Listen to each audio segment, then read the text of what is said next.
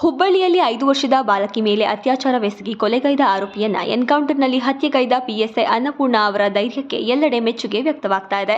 ಮಹಿಳಾ ಮತ್ತು ಮಕ್ಕಳ ಕಲ್ಯಾಣ ಸಚಿವೆ ಲಕ್ಷ್ಮೀ ಹೆಬ್ಬಾಳ್ಕರ್ ಕೂಡ ಪಿಎಸ್ಐ ಅನ್ನಪೂರ್ಣ ಕಾರ್ಯ ಶ್ಲಾಘಿಸಿದ್ದಾರೆ. ಅತ್ಯಾಚಾರ ಕೊಲೆ ಪ್ರಕರಣದ ಆರೋಪಿಯನ್ನು ಕೊಂದ ಪಿಎಸ್ಐ ಅನ್ನಪೂರ್ಣ ಅವರಿಗೆ ಅತ್ಯುನ್ನತ ಪದಕ ನೀಡುವಂತೆ ಮುಖ್ಯಮಂತ್ರಿ ಸಿದ್ದರಾಮಯ್ಯ ಹಾಗೂ ಗೃಹ ಸಚಿವ ಡಾಕ್ಟರ್ ಜಿ. ಪರಮೇಶ್ವರ್ ಅವರಿಗೆ ಶಿಫಾರಸು ಮಾಡುತ್ತೇನೆ ಎಂದರು. ನನ್ನನ್ನು ಮುಗಿಸ್ತೀವಿ ಎನ್ನುವರ ಇಂತಹ ಧಮ್ಕಿ ಗಿಮ್ಕಿಗೆಲ್ಲ ಹೆದರುವ ಮಗ ನಾನಲ್ಲ ಎಂದು ಬಿಜೆಪಿಯಿಂದ ಉಚ್ಚಾಟನೆಗೊಂಡಿರುವ ಶಾಸಕ ಬಸನಗೌಡ ಪಾಟೀಲ್ ಯತ್ನಾಳ್ ಗುಡುಗಿದರು. ನನ್ನ ಕೊಲೆಗೆ ಯತ್ನ ಈ ತರಹದ ಹುಚ್ಚು ಸಾಹಸ ಮಾಡಿದ್ರೆ ತಕ್ಕ ಉತ್ತರ ಕೊಡಲು ನಮಗೂ ಬರುತ್ತದೆ ಎಂದು ಹೇಳಿದರು. ಮೊಹಮ್ಮದ್ ಅಲಿ ಜಿನ್ನಾ ಬಗ್ಗೆ ನಾನು ಮಾತನಾಡುತ್ತಿದ್ದಾಗ ಆಗ ಮಾತಿನ ವೇಗದಲ್ಲಿ ಮೊಹಮ್ಮದ್ ಅಲಿ ಜಿನ್ನಾ ಎನ್ನಲು ಹೋಗಿ ತಪ್ಪಾಗಿದೆ ಎಂದರು. ಅಲ್ಲದೆ ನನ್ನನ್ನು ಮುಗಿಸಲು ಬಂದರೆ ಕರ್ನಾಟಕದಲ್ಲಿ ಬೆಂಕಿ ಹೊತ್ತಿಕೊಳ್ಳುತ್ತದೆ ಎಂದು ಎಚ್ಚರಿಕೆ ನೀಡಿದರು.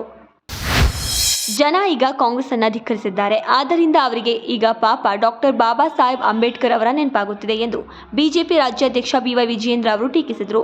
ಗಾಂಧಿ ಕುಟುಂಬಕ್ಕೆ 3 ಭಾರತ ರತ್ನ ಸಿಗುತ್ತಿದೆ. ಆದರೆ ಸಂವಿಧಾನ ಶಿಲ್ಪಿ ಅಂಬೇಡ್ಕರ್ಗೆ ಭಾರತ ರತ್ನ ಕೊಡಬೇಕೆಂಬ ವಿಚಾರವು ಕಾಂಗ್ರೆಸ್ನವರ ತಲೆಯಲ್ಲಿ ಯಾವತ್ತೂ ಬರಲಿಲ್ಲ ಎಂದು ಆಕ್ಷೇಪಿಸಿದರು.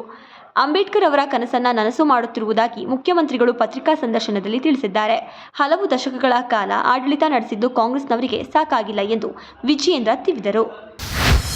ರಾಜ್ಯ ಸರ್ಕಾರ ಕಳೆದ 10 ವರ್ಷಗಳ ಹಿಂದಿನ ಜಾತಿ ಗಣತಿಯನ್ನ ಈಗ ತರುತ್ತಿದೆ ಎಂಬ ಮೈಸೂರು ಸಂಸದ ಯದುವೀರ್ ಒಡೆಯರ್ ಅವರ ಆರೋಪಕ್ಕೆ ಸಚಿವ ಸಂತೋಷ್ ಲಾಡ್ ತಿರುಗೇಟು ನೀಡಿದ್ದಾರೆ. ಜಾತಿ ಜನಗಣತಿ 10 ವರ್ಷಗಳ ಹಿಂದಿನದು ಎಂದು ಮೈಸೂರು ಮಹಾರಾಜರು ಆರೋಪಿಸಿದ್ದಾರೆ. 10 ವರ್ಷಕ್ಕೊಮ್ಮೆ ಜಾತಿ ಗಣತಿ ಆಗಬೇಕು. 14 ವರ್ಷದಿಂದ ಕೇಂದ್ರ ಸರ್ಕಾರ ಜನಗಣತಿಯನ್ನೇ ಮಾಡಿಲ್ಲ. 2020ರಲ್ಲಿ ಜನಗಣತಿ ಆಗಬೇಕಿತ್ತು. ಬಿಜೆಪಿಯವರು ಗಣತಿ ಮಾಡಿಸಿಲ್ಲ. ಇದನ್ನ ಯಾಕೆ ಮಾಡಿಲ್ಲ ಎಂದು ಮಹಾರಾಜರು ಹೇಳಬೇಕು ಎಂದರು.